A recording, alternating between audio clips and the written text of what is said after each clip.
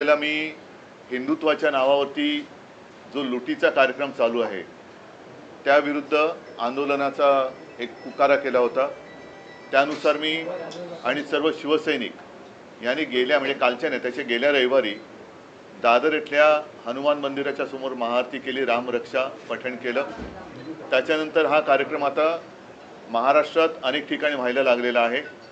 येत्या 18 तारखेला नागपूरमध्ये हा कार्यक्रम होईल, जिथे मी स्वतः जाणार आहे। माझा प्रयत्न आहे की आता हिंदूंनी झोपून चालणार नाही, जागा झालं पाहिजे।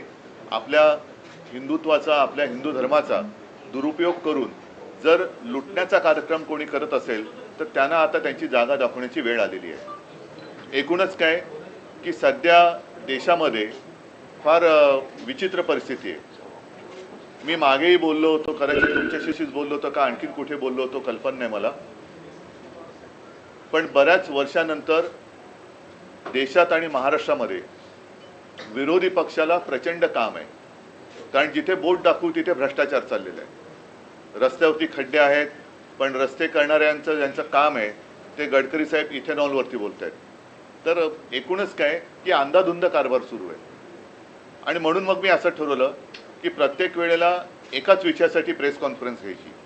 आणि आज मी जो विषय घेतलेला आहे हा विषय साधारणतः गेले किमान महिनाभर चालू आहे, पण दुर्दैवाने म्हणावा तसा तो लोकांपर्यंत जरी पोचला असला तरी लोकभावना त्याच्यावरती व्यक्त होत नाही आहेत। आणि तो विषय म्हणजे दिल्लीमध्ये जंतर मंतर येथे आपल्या अभिजित दिपके यांनी जो विषय उचलला तो अनेक युवकांच्या किंवा मी तर म्हणेन देशातल्या प्रत्येक युवकाच्या भवितव्याचा विषय आहे।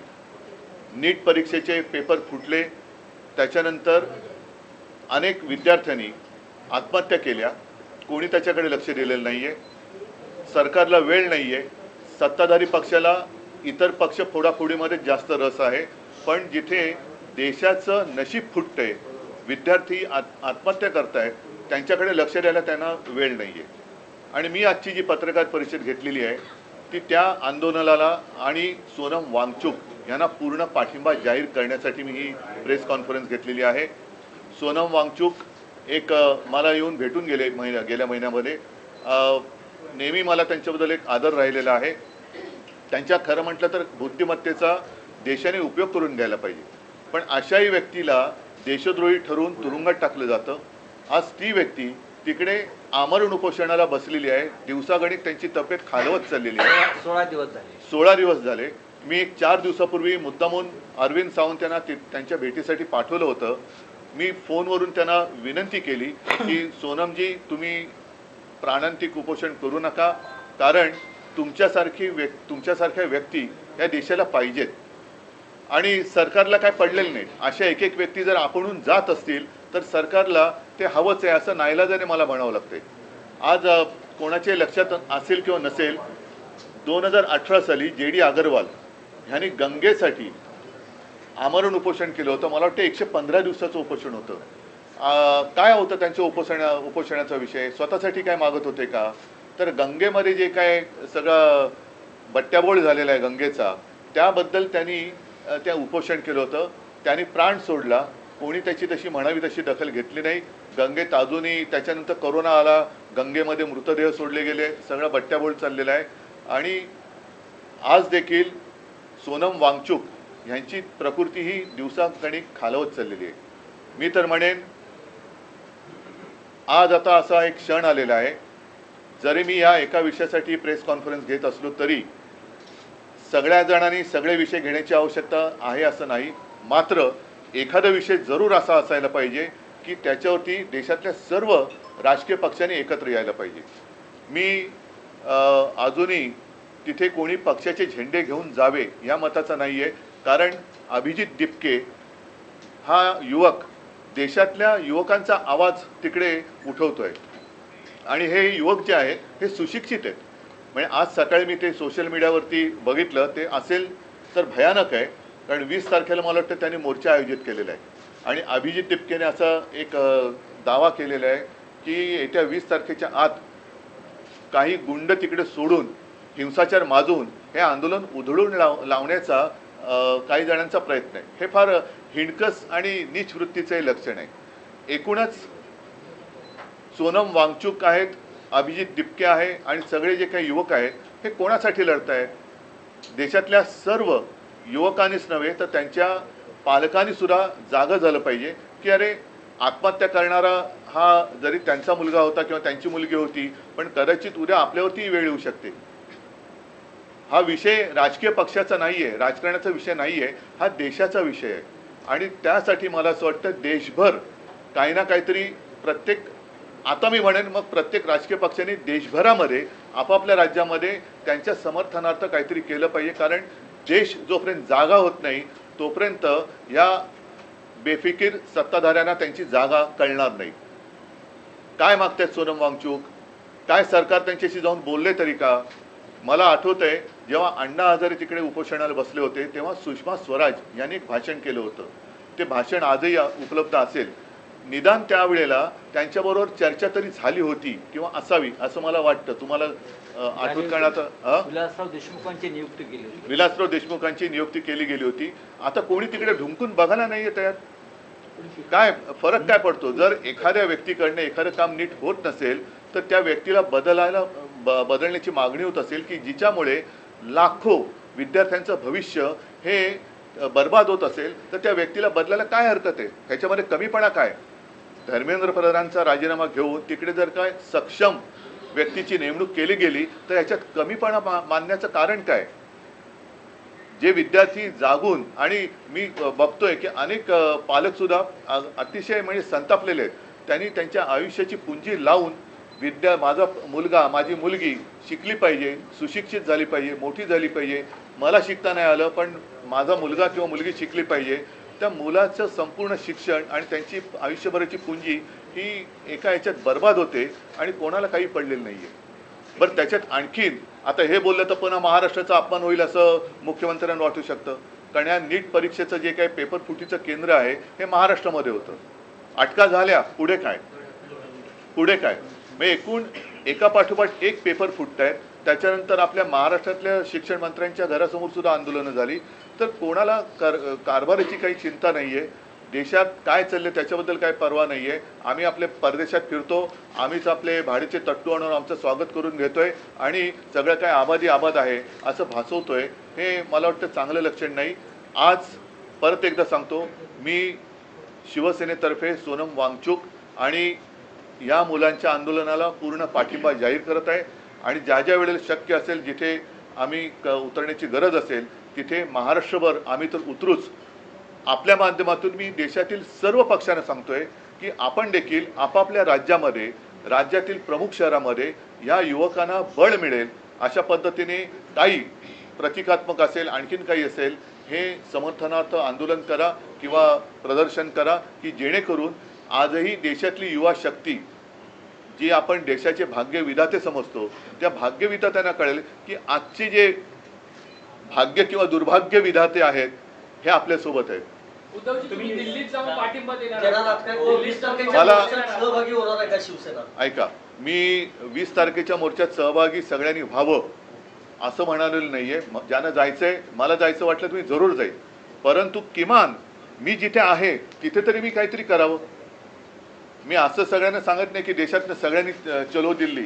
नाही, तुम्ही जिथे आहात तिथे तर उभे राहा. मी मुंबईत आहे, मी मुंबईत तर उभा राहिलो पाहिजे. मी पुण्यात आहे, पुण्यात राहिलो पाहिजे. मी चेन्नईत आहे, चेन्नईत राहा. बंगालमध्ये, कलकत्त्यात राहा. सर्वत्र जिथे देशातल्या सगळ्या चहूबाजूनी हे रान पेटेल त्यावेळेला सरकारला या युवकांसमोर गुडघे टेकावे लागतील. आणि म्हणून जर मला वाटलं तर मी जरूर जाईन देखील. असं काही नाही आहे की मला त्याच्यामध्ये काय वाटतंय.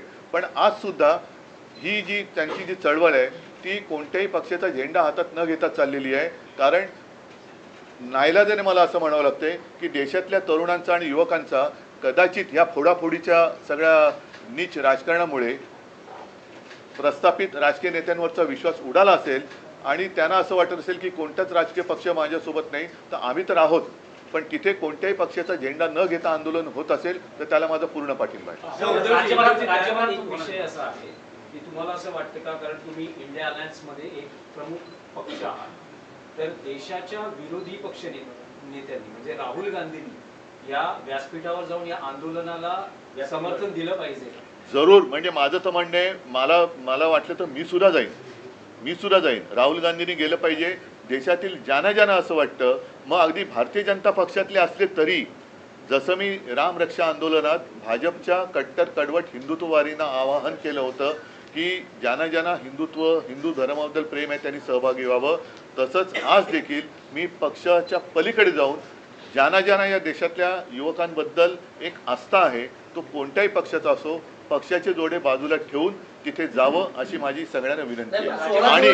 आणि नाही तर किमान आपण जिथे आहात, म्हणजे आता जसं तामिळनाडूमध्ये स्टालिन आहेत, ते विजय आहेत, केरळामध्ये आता काँग्रेसचं सरकार आले, कर्नाटकात आहे, तिकडे ममता दिदी जरी विरोधी पक्षात असल्या तरी सर्वांनी, अखिलेश आहेत उत्तर प्रदेशमध्ये, छत्तीसगडमध्ये कोण असतील, झारखंडमध्ये कोण असतील, तर संपूर्ण देशात किमान त्या राज्यातल्या प्रमुख शहरामध्ये सगळे जर का रस्त्यावर उतरले आणि याला पाठिंबा दिला तर मला वाटतं देशात 16 दिवस आंदोलन सुरू आहे. राहुल गांधी जिथं राहतात हक्केच्या अंतरावर आहे.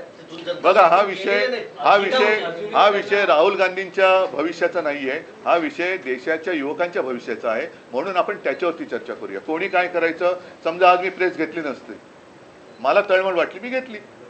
जेव्हा अभिजित दिपकेनं आंदोलन सुरू केलं होतं त्यावेळी संजय राऊत यांनी एक ट्विट करून एक फोटो केला होता की अभिजित दिपके आणि नरेंद्र मोदी यांच्या संदर्भातला तो आणि भेट झाली असं म्हटलं होतं की कुठेतरी भाजप पुरस्कृत हे आंदोलन आहे अशा प्रकारचे त्यावेळी त्यांनी तो ट्विट केला आणि त्या ट्विटमुळे त्यांच्याबद्दलचा जो संभ्रम होता तो दूर झाला आणि त्याच्यानंतर भारतीय जनता पक्षाची जी एक वृत्ती दिसते, असंवेदनशीलता, ही जाहीर झाली.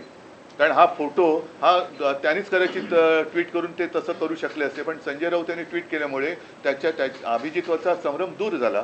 आणि आता जे दिसते, म्हणजे आता सोनम वांगचूक हे मी त्यांना स्वतः विनंती केली की तुम्ही असं करू नका, उपोषण सोडा, पण तो माणूस तो मेरा कुछ भी होने दो लेकिन देश का भला होना चाहिए. आता अशा व्यक्तीसमोर आपण काय बोलायचं. म्हणून आज सुद्धा मी एक त्यांना आपल्या माध्यमातून हात जोडून विनंती करतोय की वांगचूकजी, आपल्यासारखी माणसं आम्हाला हवी आहेत, देशाला पाहिजे आहेत. हे सरकार असंवेदनशील आहे. आपल्यासारखे लोक राहिली काय न राहिली काय सरकारला काही फरक पडत नाही, पण आपल्या बुद्धिमत्तेचा आपल्या बुद्धिमत्तेची देशाला गरज आहे.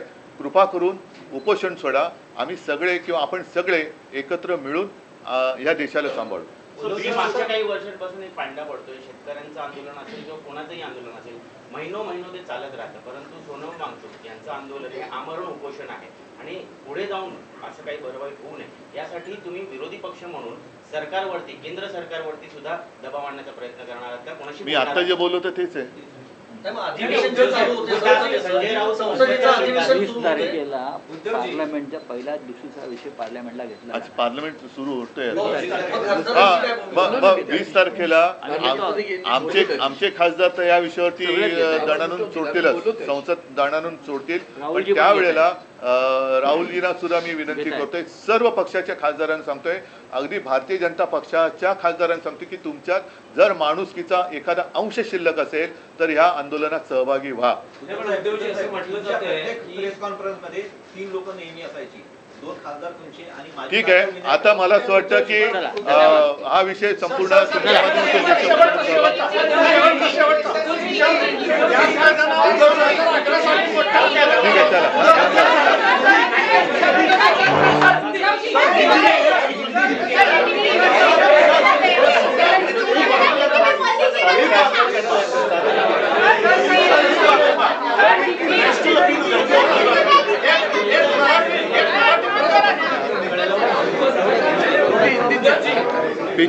पिछले कुछ दिनों से आप देख रहे हो एक विषय पर आंदोलन चल रहा है, लेकिन मुझे नहीं लगता सारे लोगों ने उसके ऊपर कुछ ध्यान दिया है.